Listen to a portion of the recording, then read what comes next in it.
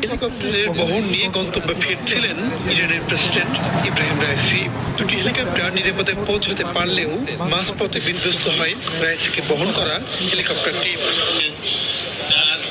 ইরানের সংবাদ মাধ্যমগুলো বলছে, রাইসি ছাড়াও এতে ছিলেন দেশটির পররাষ্ট্রমন্ত্রী হোসেন আমির আব্দুল্লাহিয়ান, পূর্ব আজারবাইজানের গভর্নর মালিক রহমতি এবং ওই প্রদেশে ইরানের সর্বোচ্চ নেতার মুখপাত্র আয়াতুল্লাহ মোহাম্মদ আলী।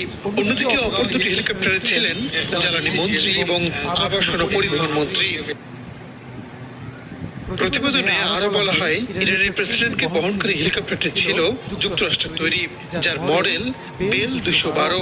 দুই ব্লেডের মাঝারি আকারের হেলিকপ্টারটিতে মোট 15টি আসন রয়েছে। এর মধ্যে পাইলটের জন্য একটি আসন এবং যাত্রীদের জন্য বাকি 14টি আসন। তবে ক্রু এবং সম্ভাব্য নিরাপত্তা কর্মী সহ রাইসিকে বহন করা হেলিকপ্টারটিতে ঠিক কতজন আরোহী ছিলেন তা এখনো স্পষ্ট নয়।